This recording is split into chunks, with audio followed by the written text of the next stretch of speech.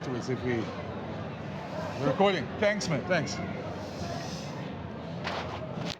Geez, what a night here at Ellis Park. The shock of shocks. 38 unanswered points. The Boks started like a house on fire. 38-22 though to the Wallabies. First win in 63 years at Ellis Park. And I think this probably, Gavin, you wrote it in your match report, this is a result that's going to reverberate around the world. I think it will, and I think there might be people actually who sort of overestimate what happened here today and maybe make too much of a big deal about it. To me, it was very obvious what happened today. The Springboks ran themselves out off their own feet. I've seen overseas teams do it here. You might remember the second game of the Ellis tenure against Ireland here, where Ireland dominated the game up until about the 50-minute mark, and then the second half the Boks started coming back, and then Ireland were just out on their feet. I've saw the Hurricanes play the Lions here in 2016 and actually dominate that game for a long period, playing very fast rugby. And the Boks did that today. What worries me about this game is that people are going to say, well, we need to sort of abandon this fast approach. We need to abandon Tony ball, as they call it. That's nonsense. We just need to get a balance. The Springboks need to get some balance to their game. They didn't have it today. There was no driving ball. I didn't see any. They seemed to stop kicking it at a certain stage. I mean, the Boks, I keep saying the Boks won the aerial battle in the early stages, and then suddenly they stopped kicking. It's very obvious what happened tonight. So in a way, from a South African viewpoint, I'm not that concerned, because I think it's going to be an interesting lesson for the Boks. Look, I think it's a bit of a reality check, first of all, for the Boks, that they're not as good and things don't always go their way. I think one thing, though, I agree with you on the one thing. If you look at the stats, they dominated every single stat double. Yes. They had 13 entries into the 22. The fact that they only scored 3 tries tells you how good their finishing, how bad their finishing was, how good the Aussies were at the breakdown. And just in terms of the Aussies, they only conceded 4 penalties, 1 penalty in the second half. It's an amazing stat. It just shows you how disciplined they were. Yeah. But there are questions about the Boks defense. They should. I think any team that lets in 6 tries, especially on their home ground, especially at altitude, there's got to be some introspection. Rassie afterwards was quite clear. He said his words were, "We're dog shit tonight." It's quite an assessment. It was a bad night at the office for the Boks. I think what happened is, things went so well in those first 20. That's it. They scored 3 tries. They looked like they were going to score 50, and then they started getting way too loose and overdoing everything. And I said to you at one point in the press box, I said, it reminds me a bit of Harry Viljoen's test against Argentina, where they just ran everything. There was no balance, and I agree with you there. We didn't see rolling balls. We didn't see pick and goes. We just saw every ball move to the side, and every time there was a turnover, Aussie seemed to make 70 metres downfield. It almost turned into a one-on-one with Jesse Creel afterwards, because you guys were all at the Aussie press conference, and none of the journalists had come back. So he made some interesting points. I asked him some hard questions, and he basically took it on himself. In the end, he said, "Listen, I was the senior player." He said, "When the Boks were ahead by 10 points, we had no business throwing the ball around and conceding a penalty try. An intercept try. An intercept try. That's when they should have been managing the game." I'm a great lover of Manie Billabok, as you know, and I'm not going to put blame this defeat on Manie, but you needed a Pollard or somebody actually in the last minutes, a flower half who would manage the game better. It was like we're trying to play touch rugby on the beach, okay. So after that intercept try, I don't really blame the Boks too much for the later transition tries they gave away, because then they were chasing the game, and that was a different story. But even then, they should maybe have sort of still employed the driving more. In many ways, this game was a reverse of, obviously not the All Blacks.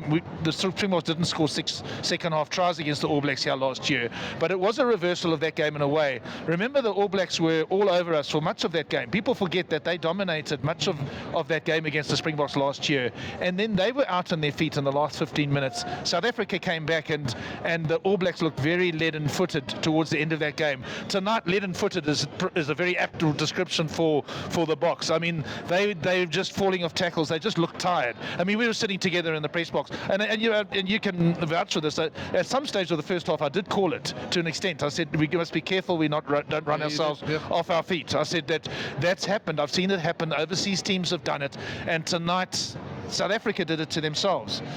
Yeah, I was going to say, we've been all week in the press conferences. Jesse, Ox, a bunch of the players spoke about how many fitness sessions they did in these 3 weeks that they prepared for the game, and how it was like a pre-season. And Wilco Lowe said to me the other day at the Bulls press conference, he didn't mind missing the Bulls pre-season, but he had the pre-season year at the box. And you sort of wonder, I think I said to you in the press box as well, the Box did that in 2015, where they lost against Argentina in Durban. They did a bunch of fitness before in preparation of the game, and then they looked flat-footed in Durban in that game. It seemed very similar here. They were out on their feet, and the Aussies, I mean, Joe Schmidt was very magnanimous afterwards. He said that they felt they were lucky in certain things, and they probably were. But I think there is some concern for the Box in that this is not the first performance like this season. And maybe to a lesser extent, the performance against Italy at Loftus, where they weren't impressive in that second half. They didn't have a bomb squad tonight, so you can't say it was the bomb squad. And the substitutes came on at varying intervals as well. But to me, there is a bit of a worry creeping in. I thought we might get a reality check sometime this year. I really just didn't think it would be at Ellis Park. Yeah, look, I mean, it was, we were sitting there and we were sort of gobsmacked about what was happening. And I think I mentioned New Zealand against France all back in the World Cup semi-final all those years ago. It was just, to me, it was just that the Box played too fast in the beginning, and I felt that they were going to be shown up, and you are quite right. I remember Heineke Meyer telling me in the build-up to that test game in Durban in 2015. I remember him saying to me, he said, I don't think we're going to do well today because I've worked the guys really hard. But back then it was a couple of weeks before the World Cup, so that was the excuse. The Tri Nations also, it was a rugby championship already, because obviously playing against Argentina. So it was okay to sacrifice, to take risks, because the rugby championship wasn't the most important thing. The World Cup was the most important thing. But I don't know, Rusty. I think Rusty's cleverer than that. I mean, he would surely know that if they were pushed too hard, he would know that they've pushed too hard. Yeah. Well, I suppose there is a counter argument that maybe they were too confident in their own abilities, that they would be able to weather this. And given, if you look at those stats, if you just take away the scoreline, you look at those stats and you just look at that, you would think the Box won this game by 30 points. But that's the thing. There were 17 turnovers, 6 tries, and about 4 of them came from turnovers. Exactly. Well, I was talking to Mark Cahan just now, and I said to him that, to me, because I know a lot of people are going to come out and say, well, the Aussies are much better than we thought they were, and maybe the Lions, as a result of that, are actually much better than we thought they were. I think that the difference between the two teams was the halftime score. I still do. I think South Africa are a lot better than the Aussies, and I think we'll see it next week in Cape Town. But the Springboks are always good for a response. And one nice thing now is that maybe the Springboks won't be going to Eden Park in 3 weeks' time as favourites, and there will be that back to the wall mentality that will come in. And I asked Jesse, I said, you guys have been in the situation before. I said, you didn't you basically left the World Cup straight after that opening defeat to the All Blacks in Japan in 2019, but the Boks came back and they won their next 6 games, and there was a pressure test there. I said, maybe you need a pressure test, and he agreed with me. He said that is it. He said, like a sportsman does need that sort of thing. It's the challenge. Yeah, I think going forward, we could probably, Rusty did say afterwards that they had named the team internally for next week. He said that will change now. Obviously this result will have to make that change, because they don't have the luxury. They need to win next week, and that's understandable. The South African public will want a backlash. I don't think it's the end of the world. I think it is embarrassing. I think his words, he did use the word embarrassment. It was. Because you shouldn't lose at altitude on your home ground like that. Well, when last did the Springboks lose 38 points on the bounce? I mean, 36, 38, and I was chatting to people inside, and I was thinking back, and it was probably Jake. It was probably Jake in Brisbane in 2006, I think it was. I don't think it was at home. At home, I can't remember. Maybe the All Black game in Durban in 2016. But that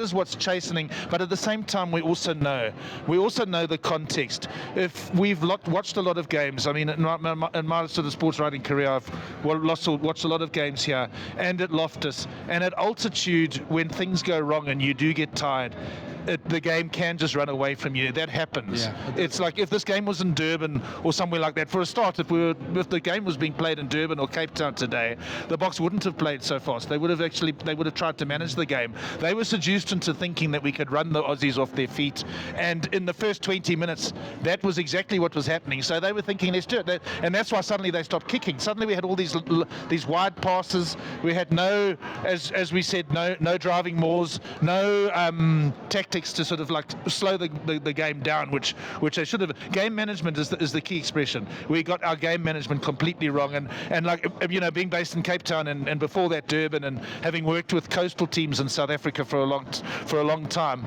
you know, whenever they come to the Highveld, they always talk about game management. You know, don't start off the game like at a furious rate, because then you're going to be out on your feet at the end. And maybe the Boks think because they've been based here for so long that the altitude wouldn't affect them, but I think tonight it did. I mean, it caught up with them. They just, you know, you've got to ask the question, and maybe that explains why such a big emphasis is being put on the fitness. But you've got to ask the question is, like, you know, do the Boks still have a lot of work to do when it comes to being fit enough to play the quicker game that they want to play? That's actually a question. You have to be fit enough to play that game, and maybe tonight they were caught out because because it's been 4 weeks since they've played an 80-minute game, and B, because maybe they've still got some work to do to get to that level where they can be like the All Blacks and play a quick tempo game for 80 minutes.